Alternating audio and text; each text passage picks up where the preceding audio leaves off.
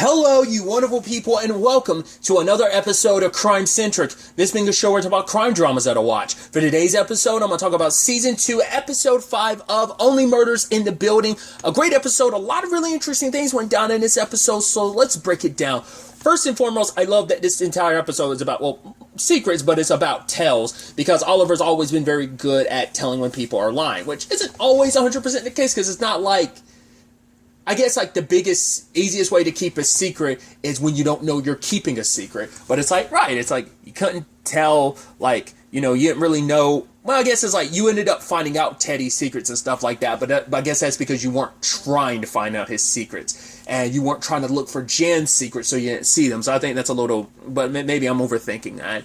But I thought that was interesting. I looked it up to make sure, because other people were curious too, is the game Son of Sam a real card game? It's not. I mean, but to be fair, there's like, I guess Only Murders in the Building made up their own version of it. Which seems so wild to have been playing that in the 70s, because wasn't Son of Sam in the 70s? That seems like super jacked up to like make that a game then and there, but I mean, But it's like, yeah, like Mafia, was it Werewolf, and Secret Hitler all kind of play like that same thing, but I guess it's like, right, that's why you come up with your own. You don't have to potentially play any licensing rights to any of those other games if you want to kind of use them, for example. But I think it also kind of plays into Oliver's character using this specific branding of this particular game, but he's always been, it's so interesting that he caught Teddy as the killer before. Like, oh, you're the Son of Sam, but now in retrospect, it's like, well, now, present day, it's like, well, to be fair, Teddy didn't kill anyone, but also it's like, you had no idea of all the sinister stuff he was up to, so it is kind of interesting, and I think there's a layer of, I don't know if necessary irony would be the right word, but maybe, with all of that, so. And obviously we're picking up with Charles and his conversation with Alice. I mean, no, not Alice, she's Jan, and they're kind of hitting it off, and she's like, oh, about that last night we were together, it was so good. He's like, you tried to kill me. She's like, details. Like, the fact of the matter is, she also talked about, like, one of her what was it, her third kill or something like that. She stabbed someone and removed their appendix and ended up inadvertently saving their life or something like that. She was almost like, yeah, don't get too caught up in the details, because she's,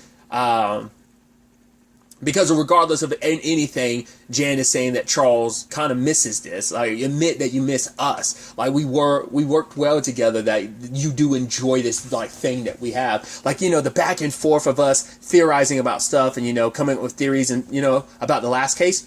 You mean the case where you were the murderer? She's like, details, So, it is a little psychotic how she's like, oh, talking, like, we're not a couple, you maniac.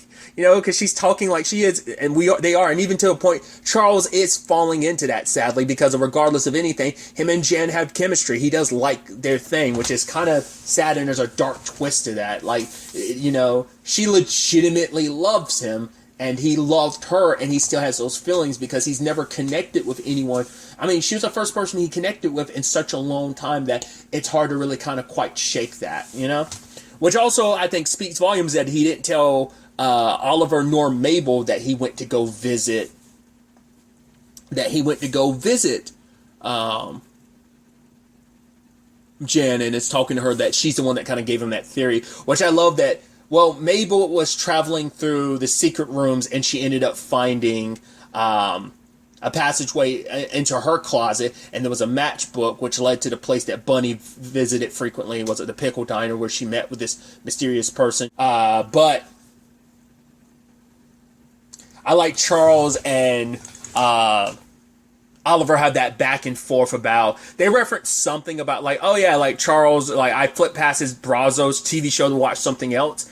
And and it was something they were back and forth naming names. And it's something I'm not a history buff, so all of it kind of flew over my head. But maybe it was like, oh, it doesn't, I don't care about any of this. It's like, well, you should. It's like Watergate, but worse. It's worse than Watergate, but not as flashy or important. So whatever, that was like, oh, that was probably legitimately a history lesson dropped in the middle of this episode that I don't have context for. But for them to be like, oh yeah, it's worse than Watergate, but like it's not as like sexy and it never got as big, so not many people know about it.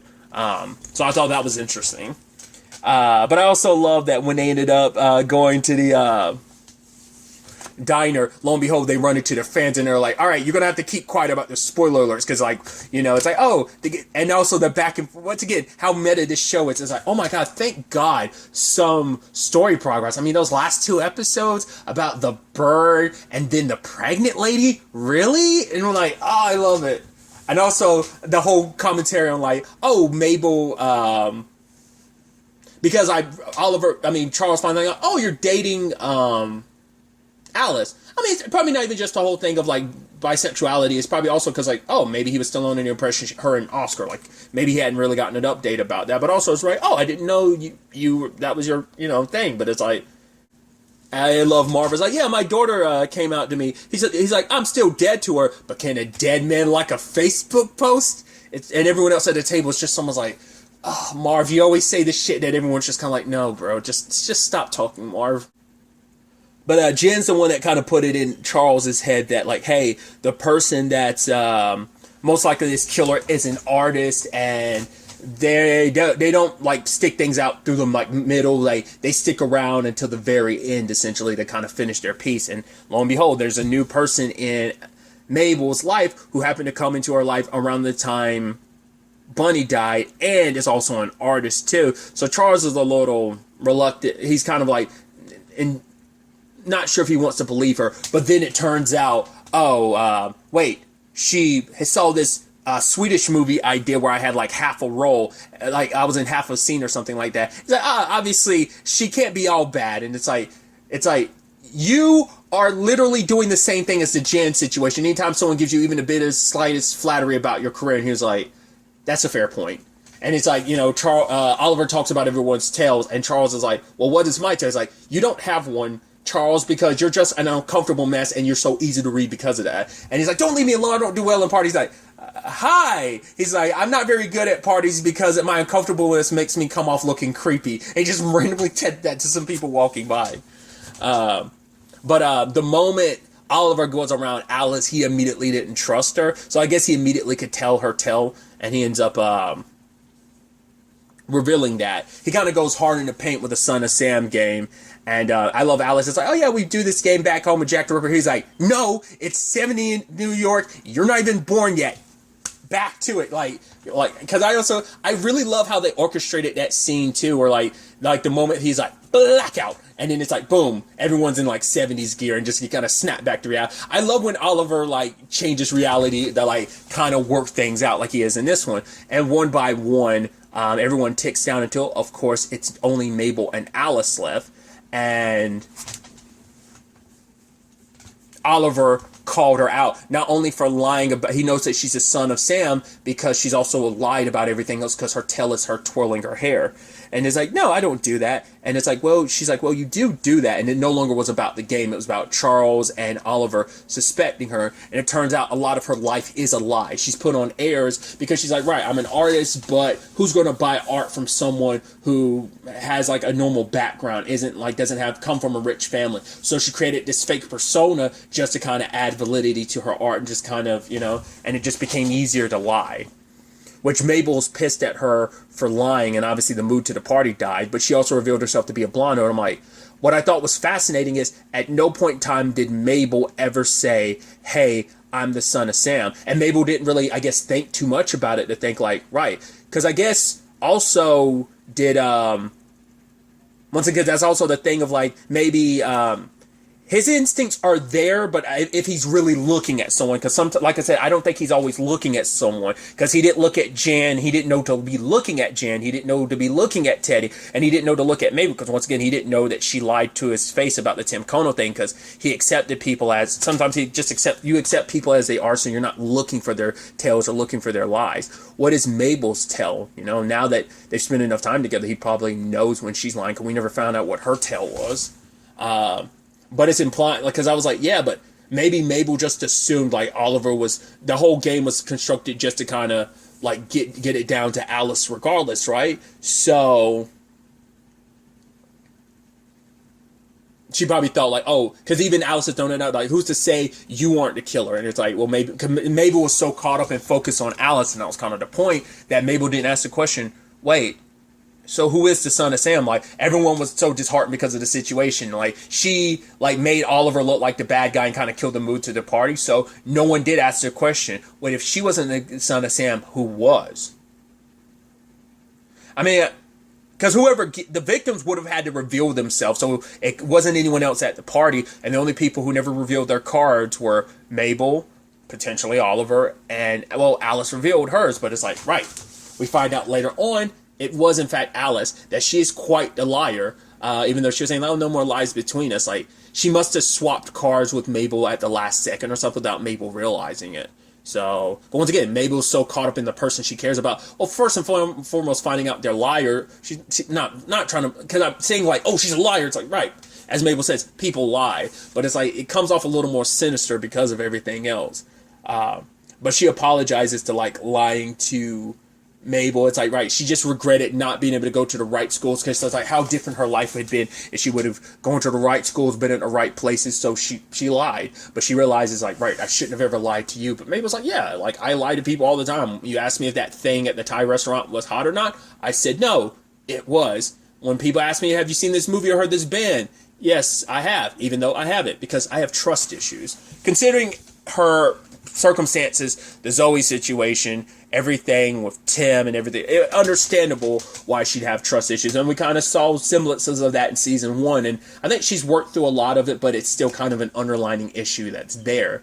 But now it's like, yeah, Alice is lying. Like, I don't think, and this is what I surmise, that they'd have a bump in the road, but I don't think it's going to work out in the end. I don't think Alice is the killer. I think it's going to be someone else. Well, because because Ivan dropped off the money to Bunny's apartment because he felt bad about all the money. Like, the last time he saw her, the day she died, is the day she gave him all that money. And he was like, yeah, I don't know. Sometimes she saw me as a grandson, and he was almost like, not sure if she saw me as something more. And it's like, Oliver's like, that's a layer to that onion I didn't need peeled. He's like, ugh.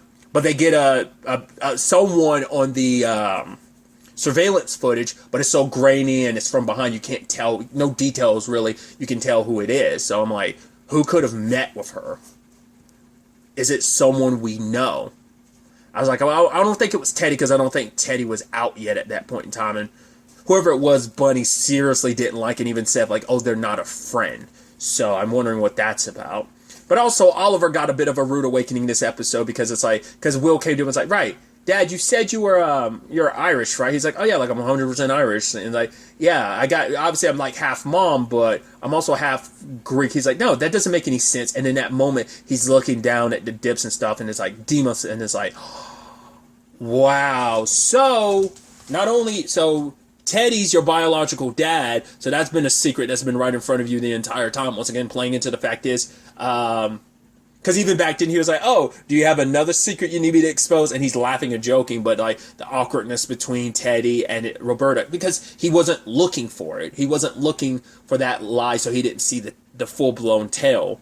But yeah, he got blindsided. And now Will I was wondering if it had something to do with the family tree because of the opening. And he was like, yeah, the only time you can hide a lie is like when you don't know you didn't realize you were hiding one. So I figured it had to have something to do with the family tree. And so